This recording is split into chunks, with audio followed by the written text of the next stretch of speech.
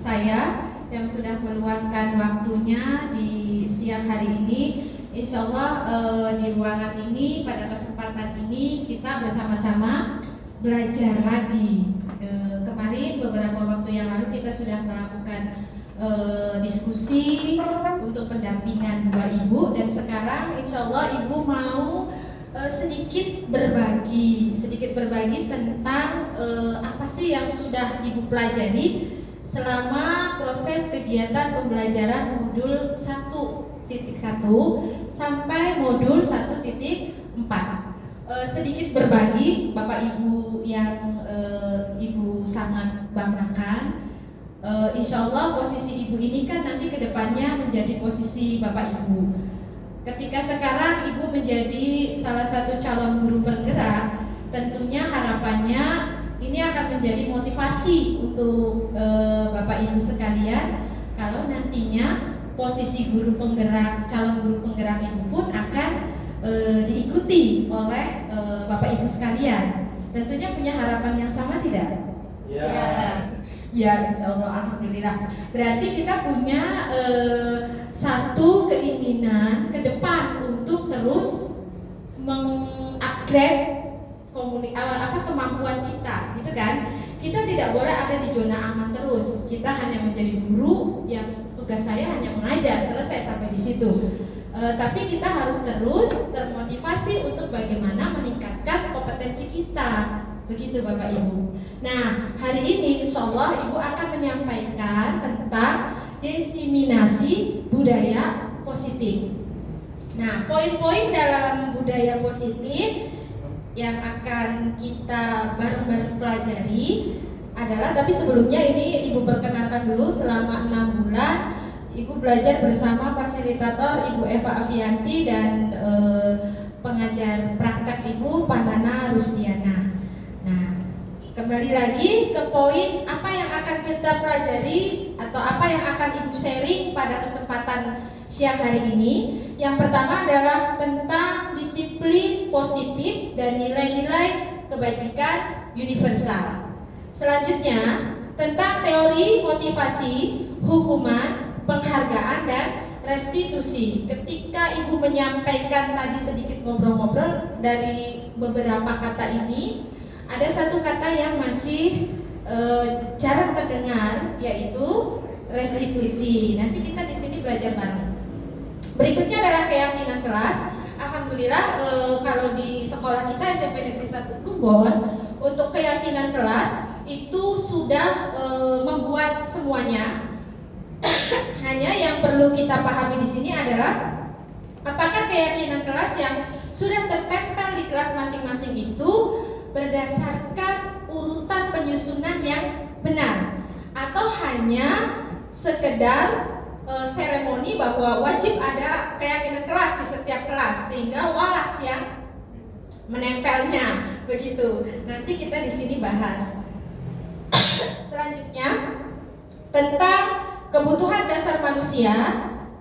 Berikutnya tentang 5 posisi kontrol guru, dan yang terakhir tentang segitiga restitusi. Baik Bapak Ibu, untuk mempersingkat waktu, satu persatu kita bahas di sini, yaitu mengenai apa sih disiplin positif tersebut. Ketika kita mendengar kata disiplin, yang ada di kepala kita itu adalah sesuatu yang mengikat. Benar tidak Bapak Ibu?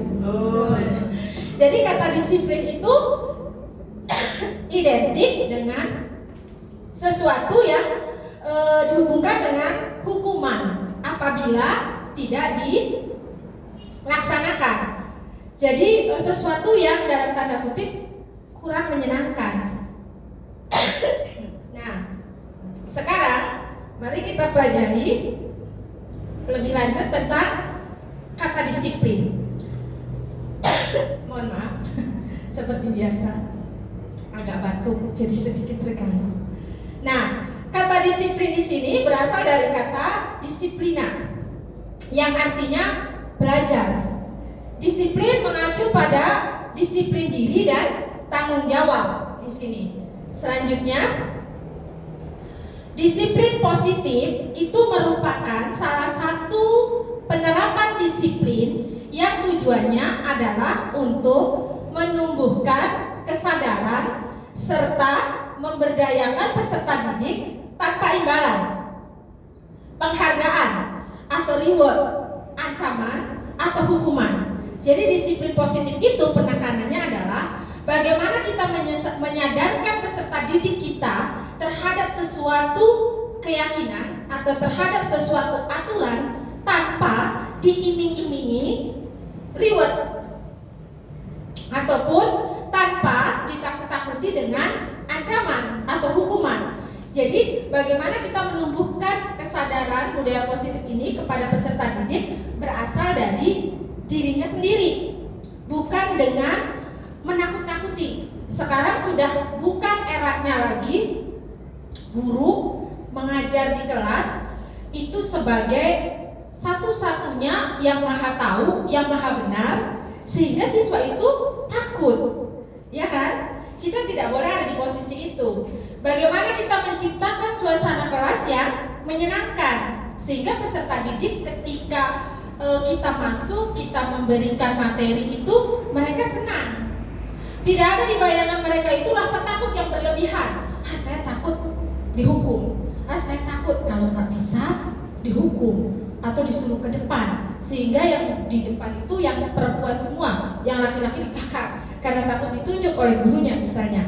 Nah, bagaimana budaya positif tersebut bisa kita bangun? Nah, sekarang nanti kita pelajari berikutnya. Nah, ini sebagai pendidik. Sekarang kodrat kita adalah sebagai seorang guru, Bapak Ibu. Kita sekarang ada di posisi guru yang menurut katanya diguguh dan ditiru. Sebetulnya guru itu bukan merupakan singkatan apapun, karena tugas kita itu sangatlah berat. Kita harus mendidik peserta didik kita untuk memiliki karakter yang kuat. Karakter apa yang sekarang yang sedang digaungkan oleh pemerintah adalah pembelajaran paradigma baru, di mana peserta didik itu harus memiliki profil pelajar Pancasila. Nah, bukan hanya kita tahu aja poin-poinnya bahwa pelajar Pancasila itu harus salah satunya adalah berkebinekaan global misalnya, bagaimana harus peserta didik itu kita bentuk untuk mandiri, kreatif seperti itu. Tapi kita sebagai pendidik di sini, tujuan peserta didik kita adalah untuk menciptakan peserta didik sehingga mereka itu berperilaku yang bagaimana? Berperilaku memiliki nilai-nilai kebajikan universal, dan peserta didik kita itu memiliki motivasi intrinsik. Jadi bukan motivasi ekstrinsik yang didorong oleh ketakutan akan ancaman atau hukuman atau adanya reward. Jadi sebetulnya kalau kita pelajari, reward yang berlebihan, penghargaan yang berlebihan itu menjadi racun untuk peserta didik kita, karena mereka akan, kalau tidak ada reward, mereka akan menuntut, ya kan? Sementara ketika kita menghadirkan sesuatu itu berdasarkan pada motivasi intrinsik, mereka akan kesadaran sendiri dan dengan tanggung jawab sendiri. Dan ini tujuan-tujuan yang seharusnya kita tanamkan kepada peserta didik kita. Baik Bapak Ibu, untuk poin disiplin positif kita lanjutkan dengan teori motivasi. Teori motivasi menurut Dian Gosen dalam bukunya, di sini ada 3 perilaku manusia. Yang pertama adalah ini, motivasi yang pertama itu adalah untuk menghindari ketidaknyamanan atau hukuman. Peserta didik kita datang tepat waktu, bel 06.45. Mereka akan berusaha hadir sebelum 06.45. Ada yang memiliki motivasi untuk menghindari hukuman, karena ketika terlambat OSIS sudah siap menghukum, begitu kan? Nah, itu salah satu motivasi. Berikutnya ada untuk mendapatkan imbalan atau penghargaan dari orang lain. Jadi ketika kita melakukan sesuatu, kita ingin mendapatkan penghargaan dari orang lain. Kita ingin segala sesuatu yang kita lakukan misalnya dilihat oleh pimpinan. Ketika ada pimpinan, siapa? Ketika tidak ada pimpinan, bubar. Nah, itu ketika motivasi itu berdasarkan pada hanya ingin mendapatkan penghargaan dari orang lain. Tapi apakah itu salah? Tidak 100% salah, karena manusiawi. Ketika kita melakukan sesuatu, kita ingin orang lain tahu itu buatan saya, itu saya yang melakukan. Tapi itu bukan satu-satunya motivasi kita, begitu Bapak Ibu. Karena apa? Ketika kita tergiring untuk selalu mendapatkan penghargaan, itu pun hal yang buruk. Karena yang tadi saya sampaikan bahwa nanti ujung-ujungnya ABS, asal Bapak senang. Ketika ada pimpinan kita melakukan supaya dapat pujian. Ketika tidak, ya kita kembali ke aslinya. Begitu. Berikutnya, motivasi yang ketiga adalah untuk menjadi orang yang mereka inginkan. Penekanannya adalah selain kita menjadi pribadi yang diinginkan oleh orang, kita juga menghargai diri kita sendiri dan dengan nilai-nilai yang kita percayai. Nah, dari ketika motivasi perilaku manusia ini, menurut saya yang paling sangat baik, bagus itu adalah motivasi yang ketiga. Karena kita ingin menjadi orang yang orang lain inginkan, tapi sekaligus kita juga menghargai diri kita sendiri sesuai dengan kepercayaan kita sendiri. Contohnya, ketika kita menjadi guru yang profesional, disiplin akan waktu. Motivasi saya adalah karena saya ingin mematuhi peraturan yang ada. Artinya menghargai orang lain yang membuat aturan. Selain itu, saya juga menghargai diri saya sendiri. Karena inilah saya disiplin misalnya. Jadi keakuannya itu ada. Ini si A ini disiplinnya itu sangat tinggi. Orang lain melihat saya pun sebagai pribadi mengakuinya, dan itu merupakan wujud dari cara saya untuk menghargai diri saya sendiri. Dan nilai-nilai yang saya percayai bahwa sebagai ASN saya harus disiplin misalnya. Sehingga kita sepakat ya, dari ketiga motivasi ini yang seharusnya melekat pada diri kita itu adalah motivasi yang ketiga, yaitu bahwa kita ingin menjadi orang yang mereka mau. Mereka itu artinya kalau kita sebagai guru, ya kita mengikuti peraturan yang ada di sekolah kita, gitu kan? Baik Bapak Ibu. Selanjutnya, nah sekarang supaya kita dua arah, ada satu pertanyaan ini.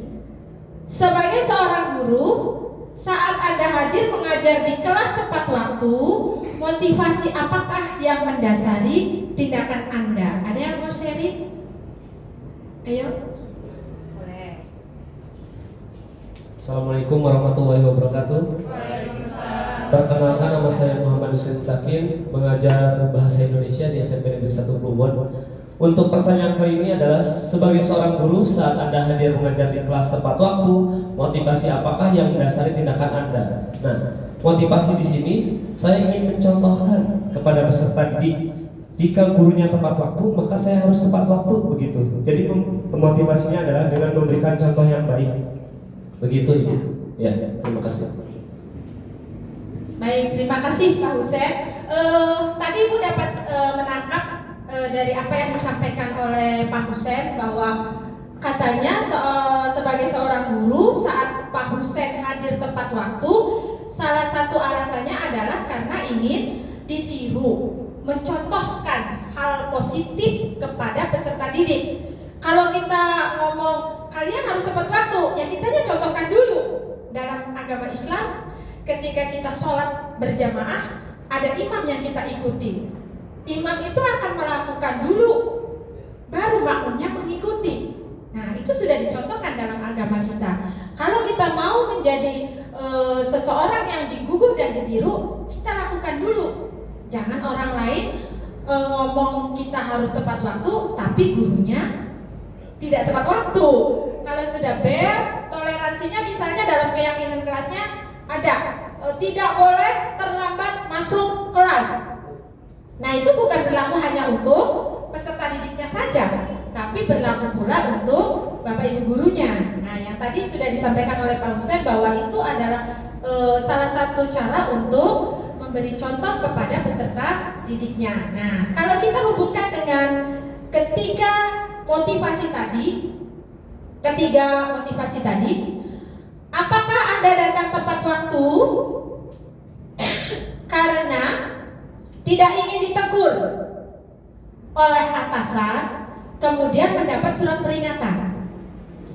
Ini yang pertama. Yang kedua, apakah ingin mendapatkan pujian dari atasan dan mendapat penghargaan sebagai karyawan atau guru berprestasi? Yang ketiga, Anda ingin menjadi orang yang menghargai waktu, menghargai diri Anda sendiri, sehingga teladan bagi murid-murid Anda, karena Anda percaya tindakan Anda sebagai guru akan dicontoh oleh murid-muridnya. Nah, yang tadi Pak Husein sampaikan itu merupakan poin yang ketiga. Ketika poin yang ketiga ini kita jalankan, maka poin pertama, tentu atasan akan melihat ini rajin, dan tanpa kita harus memaksa orang untuk melabeli kita guru yang rajin pun, orang akan melihat tindakan kita. Penghargaan itu akan ada dengan sendirinya. Ya, Bapak Ibu. Yang kedua, untuk mendapatkan misalnya label guru berprestasi. Misalnya, ini pun akan mengikuti ketika poin nomor 3 ini yang kita lakukan.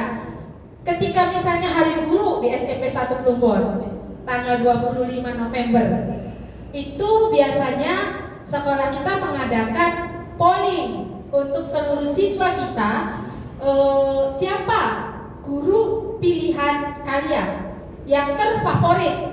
Terfavorit di situ ada kriterianya, dan itu dilakukannya itu secara benar-benar tanpa intervensi. Jadi Bapak Ibu guru itu kan tidak tahu kapan dilakukan polling itu.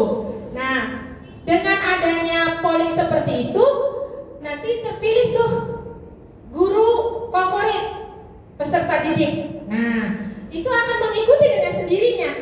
Jadi ketika kita menjadi diri sendiri, motivasi itu datang karena kita menghargai waktu, karena kita ingin menjadi contoh bagi peserta didik kita, maka insya Allah penghargaan itu akan datang, pujian dari atasan itu pun akan ada, ya kan? Karena semuanya itu kita datang dari diri kita sendiri. Begitu ya Bapak Ibu? Oke, kita lanjutkan. Pertanyaan berikutnya, bila di sekolah tidak ada peraturan yang mengharuskan guru datang tepat waktu dan tidak ada surat teguran bagi guru yang datang terlambat, tidak ada atasan yang memuji, apakah Anda tetap datang tepat waktu untuk mengajar murid-murid Anda? Jadi misalnya situasinya adalah kita memiliki atasan yang dalam tanda kutip santai, tidak terlalu streng banget, misalnya nggak apa-apa Bapak Ibu datang terlambat pun tidak ditegur, tidak apa, kemudian tidak mendapatkan pujian, cuek gitulah. Nah, misal ini sih bukan ada di sekolah kita insya Allah. Misalkan Bapak Ibu ada di situasi seperti ini, kira-kira apa yang akan Bapak Ibu lakukan? Apakah tetap akan datang tepat waktu untuk mengajar anak-anak atau bagaimana? Bagaimana? Ada yang mau menyampaikan? Siapa? Boleh. Ya, perkenalkan, nama saya Nur Hendrayana. Saya akan mencoba menjawab bila di sekolah Anda tidak ada peraturan yang mengharuskan guru datang tepat waktu dan tidak ada teguran. Saya tetap akan datang karena sebagai guru ya, saya mempunyai tanggung jawab untuk ya seperti tadi Pak Husen memberikan contoh ke, bukan hanya ke teman-teman guru ya, tapi kita fokusnya ke anak-anak itu Bu. Jadi memberikan contoh yang baik. Jadi akan tetap datang tepat waktu. Ya menurut saya itu. Ya keyakinan saya tepat Pak Husen.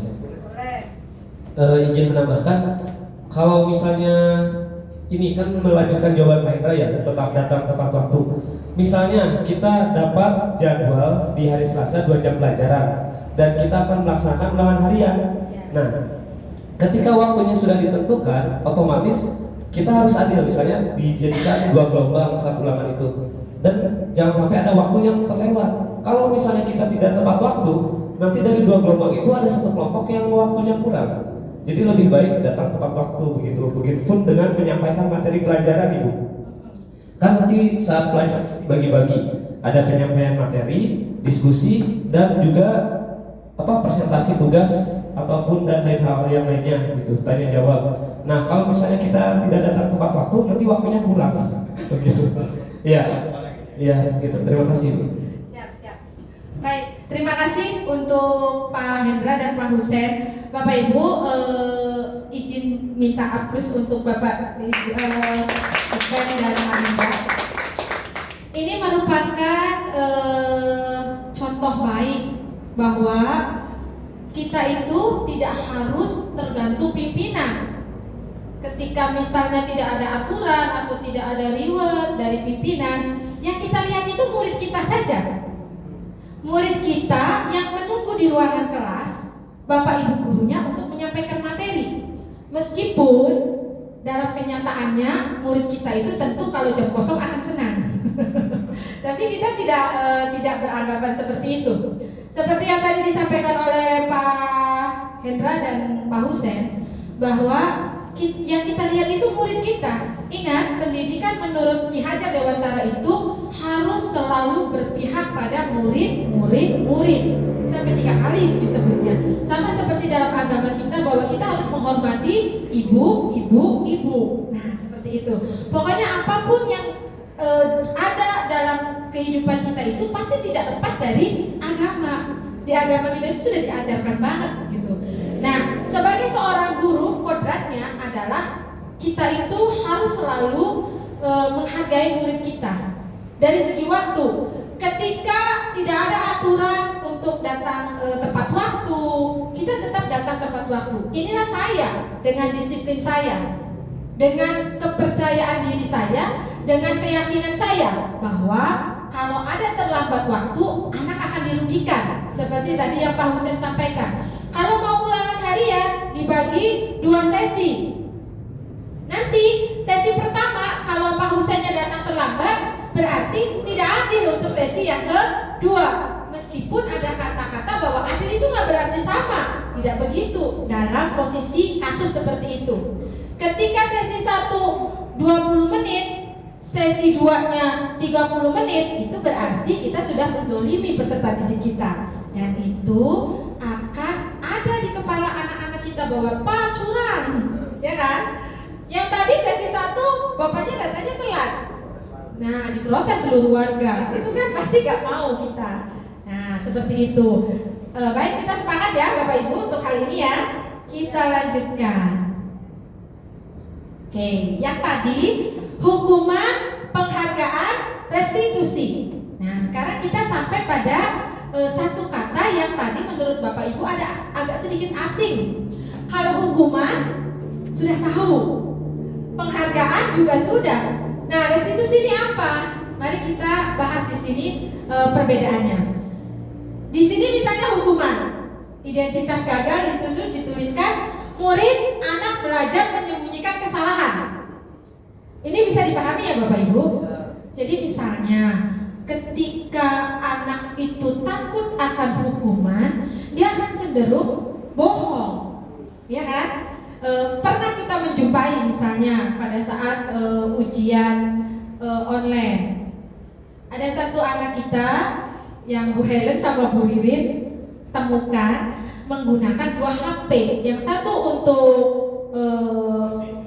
ujian, yang satunya untuk nyontek misalnya untuk googling. Nah, karena dia takut akan hukuman, ketika ditanya dia nggak ngaku, dia menyembunyikan kesalahannya, begitu kan?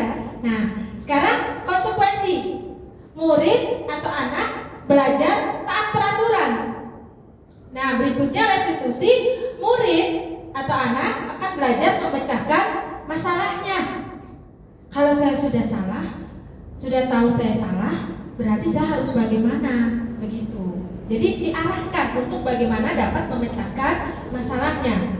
Selanjutnya, hukuman mencoba mengontrol anak dengan penguatan negatif, membayar impas kesalahannya.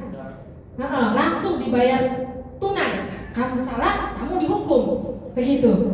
Kemudian kalau konsekuensi, mencoba mengontrol anak dengan penguatan positif, begitu. Nanti dengan contoh-contoh insya Allah mudah-mudahan memahaminya. Restitusi, anak paham bahwa dirinya sendiri yang pegang kendali kontrol. Jadi datang dari dirinya sendiri.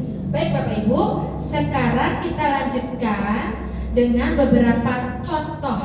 Nah, ini contoh-contoh mungkin yang ada di anak didik kita ya, yang pernah gitu. Mencatat 100 kali di dalam buku kalimat, saya tidak akan terlambat lagi. Kalau dari dua tadi, apakah ini hukuman ataukah konsekuensi? Mencatat 100 kali di dalam buku kalimat, saya tidak akan terlambat lagi, ini merupakan hukuman katanya. Kemudian yang kedua, membersihkan coretan yang dibuatnya di meja. Konsekuensi. Menggantikan kertas tugas teman yang telah dicoret-coret. Restitusi. Nah, oke. Coba kita tunjukkan aja ya. Terus satu-satu aja dibahas. Kenapa ini konsekuensi, kenapa ini hukuman, atau kenapa ini restitusi. Belum masuk ke restitusi, Ibu cuma dua dulu. Apakah ini konsekuensi, apakah ini hukuman? Yang pertama, mencatat 100 kali di dalam buku kalimat, saya tidak akan terlambat lagi. Hukuman. Apakah ini sepakat hukuman? Sepakat. Membersihkan coretan yang dibuatnya di meja. Konsekuensi. Ada yang mau berpendapat lain? Oke. Yang ketiga, menggantikan kertas tugas teman yang telah dicoret-coret. Konsekuensi. Sekarang kita bahas yang pertama. Mencatat 100 kali di dalam buku kalimat, saya tidak akan terlambat lagi. Kenapa ini hukuman? Kenapa ini bukan konsekuensi? Tulisan dengan penulisan terlambatnya. Coba gantian. Ibu-ibunya. Assalamualaikum warahmatullahi wabarakatuh. Dari yang tadi ketiga ini, yang tadi menggantikan, yang mencatat 100 kali di dalam buku kalimat, saya tidak akan terlambat lagi, merupakan hukuman karena tidak ada membuat kesadaran pada siswa. Jadi kayak hanya ya sudah melakukan saja. Iya, karena takut, karena ada tekanan, jadi dia tidak menyerap kesalahannya, gitu. Mungkin itu saja. Ada yang mau menambahkan? Kenapa ini dikatakan hukuman, bukan konsekuensi? Atau ada pendapat lain? Bu, ini konsekuensi. Boleh, silakan Pak Husen. Karena ini tidak apple to apple. Ya, jadi tidak sesuai. Misalnya gelas yang pecah, anak yang memecahkan gelas berjemur di bawah sinar matahari, apakah gelas itu akan kembali utuh? Apakah itu akan bersih? Jadi tidak apple to apple, yang ada malah menimbulkan rasa takut. Terima kasih. Baik, jadi yang tadi Bu Helen dan Pak Husen sampaikan ini nggak nyambung antara apa yang dilakukan dengan tindakan yang harus dilakukan oleh siswanya. Jadi kalau kalau dia terlambat, ini kan saya tidak akan terlambat. Misalnya ya ada anak yang seperti itu. Apakah Bapak Ibu guru lebih menyetujui anak itu dijemur? Dijemur? Tidak. Berarti kalau terlambat harus bagaimana?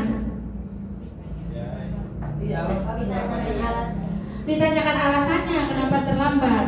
Nah itu nanti ada komunikasi. Jadi intinya di sini mencatat 100 kali di dalam buku kalimat saya tidak akan terlambat lagi. Kalau secara hukuman fisik itu tidak, karena itu hukuman. Kalau ini merupakan apakah konsekuensi atau hukuman? Coba. Hukuman. Oke, kita sepakat ini hukuman. Baik. Berikutnya kita ke yang di sebelah. Lari mengelilingi lapangan basket 2 kali karena terlambat hadir di sekolah. Hukuman. Kata konsekuensi? Hukuman. Murid diminta untuk push up 15 kali karena tidak menggunakan masker di sekolah. Hukuman juga, ini ke fisik, nggak nyambung. Berikutnya berjemur di lapangan basket pukul 12 siang karena mengobrol dengan temannya.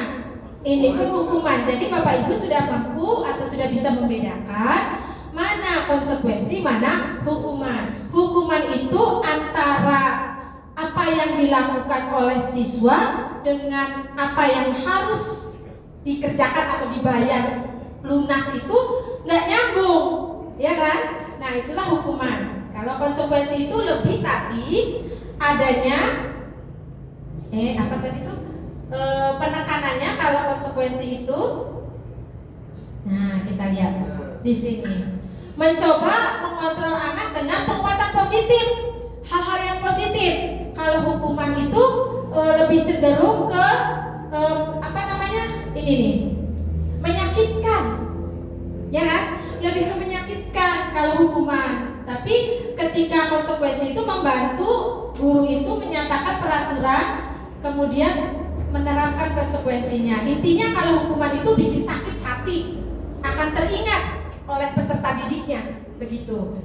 Baik, sekarang kita lihat yang ketiga. Nah, sekarang yang ini, murid diminta bertelanjang kaki sepanjang hari karena tidak menggunakan sepatu warna hitam sesuai peraturan. Jadi karena tidak menggunakan sepatu sesuai peraturan, dia 1 hari itu bertelanjang kaki. Ini merupakan hukuman atau konsekuensi? Hukuman. Baik. Berdiri di depan kelas sambil mengangkat kaki 1 karena tidak bisa menjawab.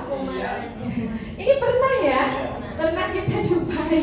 Tapi kita bukan pelakunya kan? Atau kita korbannya? Korbannya. Ada yang dijawab gini? Ada. Gitu.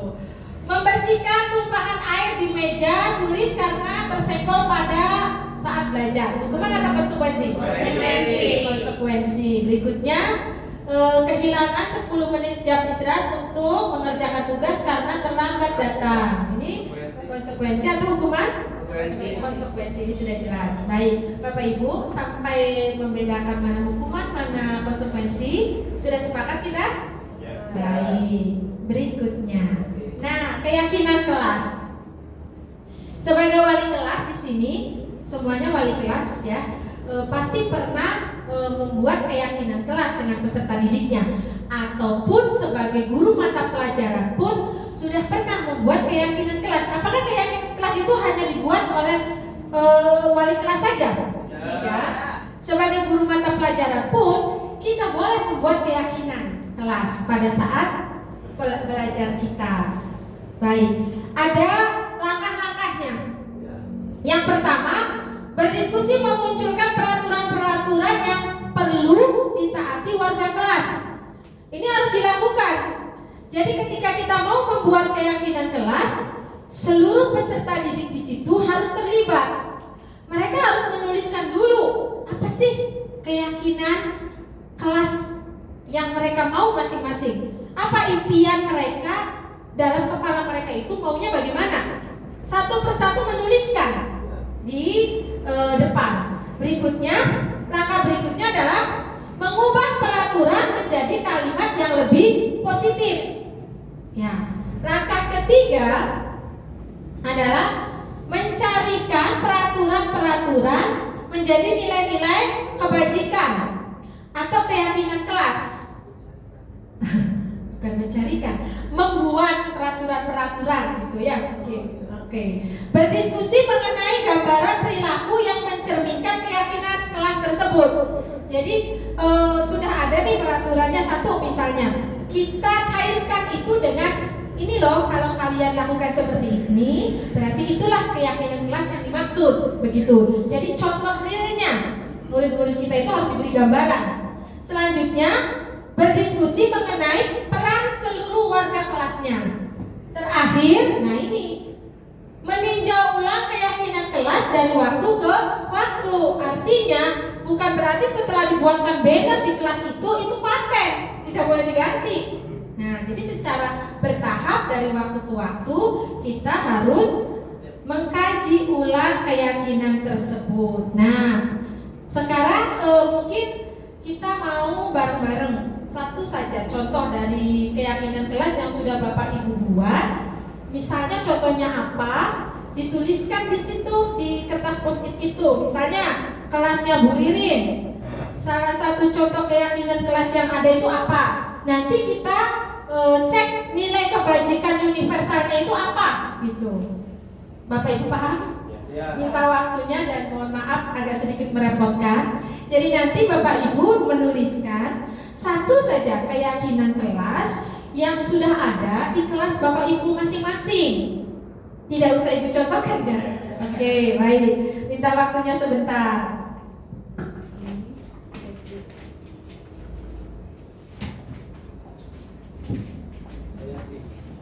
Boleh.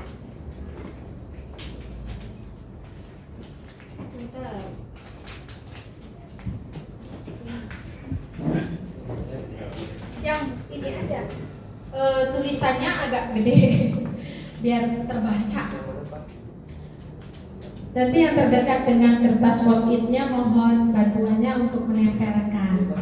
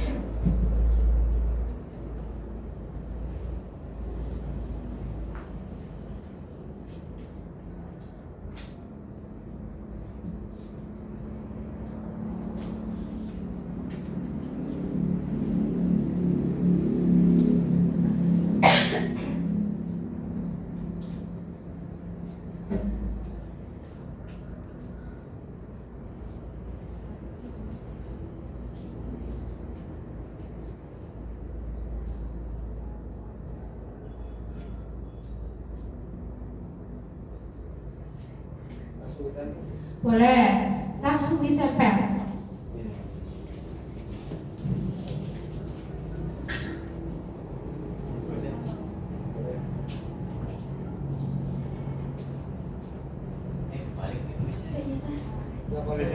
Bisa. Bisa kan pengalaman ya?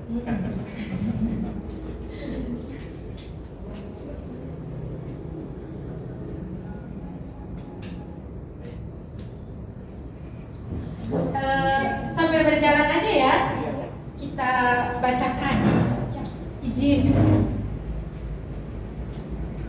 Tinggian ternyata. Oke. Iya memang Kalisa betul. Coba ya Bapak Ibu, kita bareng-bareng simak salah satu contoh keyakinan kelas maksud Ibu yang ada di kelas Bapak Ibu. Yang pertama, tidak makan ngemil ketika KBM supaya tidak tersedak saat berdiskusi. Bapak Ibu, ini kalau kita menjadikan ini menjadi kalimat positif, kira-kira kalimat positifnya bagaimana ya? Nah, kan tadi kan berubah itu, kan ini kan harapan anak didik kita. Bagaimana kalimat positifnya, kemudian nilai-nilai kebajikannya itu apa gitu? Yang terkandung di sini itu apa? Nilai-nilai kebajikannya. Tidak makan ngemil ketika KBM supaya tidak tersedak. Itu kira-kira nilai kebajikannya apa? Atau kalimat positifnya apa menurut Bapak Ibu? Kalimat positif itu artinya yang merangkum atau nilai-nilai universalnya apa? Supaya sopan. Nilai-nilai universalnya apa? Nomor 1, tidak makan ngemil ketika KBM supaya tidak tersedak saat diskusi. Tadi bisa. Oke. Menghargai tidak? Iya. Kalau sebelah kita makan, kecium baunya, ya kan? Apalagi nggak nawarin. Jadi bisa ini kita katakan nilai-nilai universal yang terkandungnya adalah menghargai. Ya tidak Bapak Ibu? Ya, kita menghargai. Selanjutnya yang kedua, toleransi mengumpulkan tugas harian, yaitu 2 hari setelah pembelajaran berlangsung. Kira-kira nilai universal apa yang terkandung di keyakinan kelas ini? Tanggung jawab. Disiplin. Tanggung jawab bisa ya? Disiplin dan tanggung jawab. Kenapa besar semua? Yang ketiga, sini ya, menyimak penjelasan guru. Keyakinan kelas yang selanjutnya. Berarti nilai-nilai kebajikan universalnya apa? Menghargai. Ada orang yang sedang berbicara, ya kan? Menghargai. Ya. Berikutnya, siswa bertanggung jawab untuk menjaga kebersihan kelas dan kerapian kelas. Kebersihan, kesehatan, bisa nggak? Bisa. Iya, kebersihan. Kenyamanan juga. Oke, kesehatan. Jadi anak-anak kita itu harus diberi gambaran. Ini keyakinan kelas kalian. Ini loh nilai-nilai luhur yang ingin ditanamkan oleh Bapak Ibu guru gitu. Kalau kalian tidak makan dan minum itu berarti salah satunya kalian menghargai orang lain, gitu kan? Ada orang lain murid kalian yang ingin fokus belajar. Dianya fokus belajar, kamunya makan baik, ya kan? Makan aja, itu kan gak enak. Selanjutnya, pada saat pelajaran dimulai, semua peserta didik tidak boleh makan di kelas. Sama ya? Oke. Berikutnya, semua siswa saling menghormati dan mendengarkan saat orang lain berbicara. Sama ya? Tadi.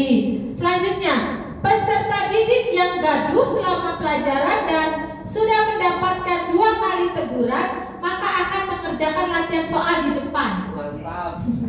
Ini kesepakatan mata pelajaran mungkin ya? Iya. Baik, kira-kira nilai kebajikannya apa nih? Peserta didik yang gaduh Tanggung jawab. tanggung jawab. Iya. Bisa. Oke. Tanggung jawab. Yang keenam, membawa botol minum lebih baik daripada wadah plastik. Nilai apa nih yang mau kita tanamkan? Kesehatan ya? Siap, itu kesehatan ya. Ini yang akan kita raih. Nah, Bapak Ibu, seperti ini. Jadi Bapak Ibu sudah membuat keyakinan kelas, tapi mungkin belum menyampaikan ke peserta didik kita bahwa dari keyakinan kelas itu ada nilai-nilai kebajikan yang mau kita tanamkan terhadap peserta didik kita. Jadi setelah diskusi hari ini, nanti keyakinan kelas yang tertempel di kelas masing-masing itu dibahas, dibedah dengan peserta didik kita. Keyakinan kelas pertama misalnya yang Ibu tuliskan di sini, jangan terlambat masuk kelas. Kalimat positifnya kita bisa buatnya datang tepat waktu. Apa nilai kebajikannya? Disiplin. Jadi anak-anak kita tahu ini nilai yang akan kita tanamkan. Yang kedua misalnya jangan ribut. Tadi ada tidak boleh gaduh. Ya. Kalimat positifnya menjaga ketertiban kelas. Kemudian nilai-nilai kebajikannya adalah menghormati ketika ada orang yang berbicara misalnya. Baik Bapak Ibu, mungkin ini contoh keyakinan kelas sudah ya kita sepakat ya. Nah sekarang 5 kebutuhan dasar manusia. Ya, 5 kebutuhan dasar manusia. Yang pertama adalah bertahan hidup. Misalnya kesehatan, rumah, makan, merasa nyaman, kemudian merasa diterima. Ini. Yang ketiga kebebasan. Kebutuhan yang keempat adalah kesenangan. Kebutuhan yang kelima penguasaan. Oke, jadi itu adalah 5 kebutuhan. Itu mungkin tidak kita bahas lebih lanjut. Sekarang kita ke 5 posisi kontrol guru. Ya, yang pertama adalah sebagai penghukum. Yang kedua, pembuat merasa bersalah. Posisi kontrol guru ini misalnya begini, yang tadi ada peserta didik yang terlambat, dihukum, suruh lari-lari lapangan 10 kali. Itu berarti kita memposisikan kita sebagai penghukum. Yang kedua, pembuat merasa bersalah. Ketika ada anak terlambat masuk ke ruangan kelas kita, ada diskusi, kita tanya kenapa terlambat, gitu kan? Kemudian bagaimana kita membuat peserta didik itu merasa bersalah sendiri dari komunikasi yang kita lakukan. Jadi tidak langsung kamu terlambat, berdiri di pojok sana. Itu posisi penghukum. Tapi ketika ada komunikasi, ayolah kamu gak sayang ke ibu. Kalau kamu datang terlambat, nanti kan selain kamu yang rugi, ibu juga kasihan, gitu kan? Nah itu jadi dia akan kita giring untuk oh iya saya salah, gitu kan? Ya baik. Berikutnya sebagai teman, Bapak Ibu, ketika kita memposisikan posisi kita sebagai teman, kita tidak usah takut nanti anak kita itu jadi tidak hormat ke kita. Nggak boleh begitu, nggak boleh kaku.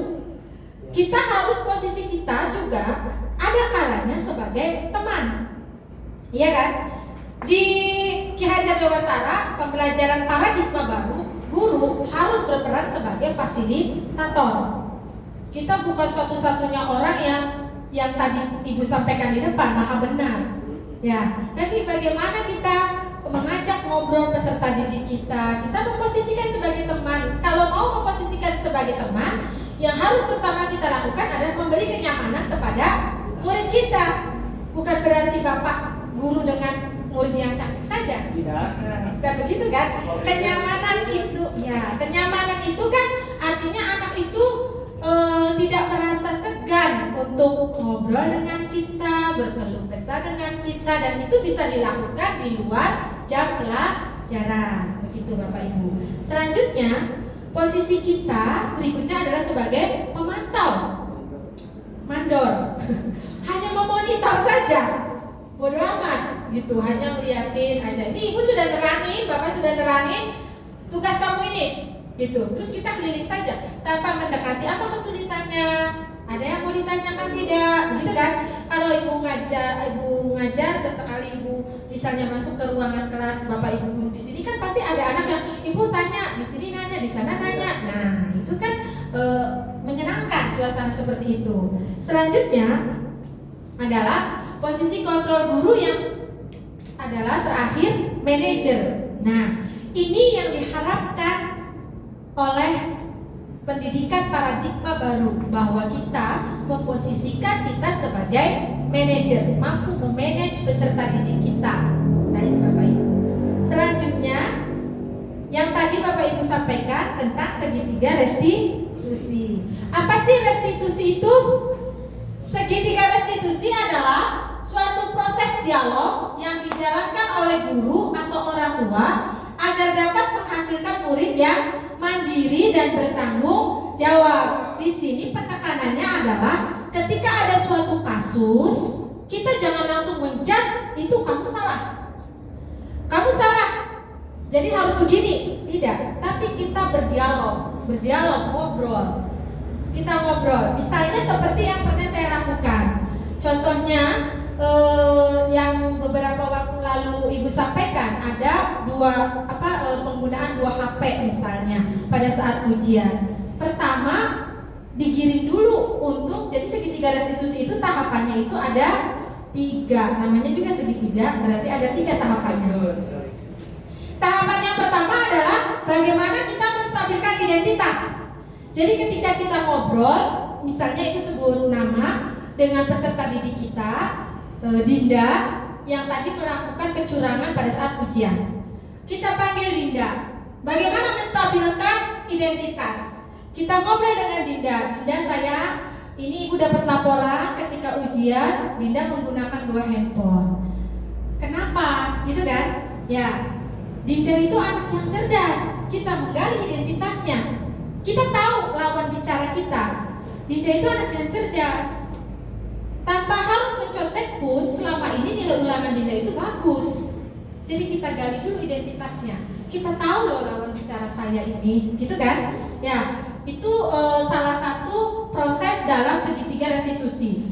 Tanpa nyontek pun, selama ini nilai kamu itu bagus. Kenapa sekarang melakukan hal seperti itu, gitu kan? Kemudian validasi tindakan. Validasi tindakan itu artinya kita menanyakan ke Dinda tersebut, kenapa kamu mencontek? Nah, gitu kan? Ketika itu anak tersebut bilang bahwa pada saat malam hari dia tidak belajar. Saya tidak belajar, Bu, sehingga saya takut karena nilai saya itu selalu besar, dari teman-teman selalu besar, maka saya takut. Akhirnya saya menggunakan 2 handphone tersebut. Begitu. Kemudian kita tanya, baik, berarti tindakan itu salah atau benar? Gitu. Nanti kan dia menjawab, salah, Bu, itu merupakan sesuatu kekeliruan. Begitu ya, Bapak Ibu. Selanjutnya tahapan berikutnya adalah menanyakan keyakinan. Baik, Dinda, ketika kamu itu tahu itu merupakan perbuatan yang keliru atau yang salah, kira-kira kalau kan kita punya keyakinan kelas tuh, dari keyakinan kelas, poin mana yang Dinda langgar, poin mana yang Dinda sudah tidak konsekuen melakukannya. Nanti dia ngomong sendiri tuh, ya Bu, poin mana berarti misalnya ketika mencontek itu berarti tidak jujur, ya kan?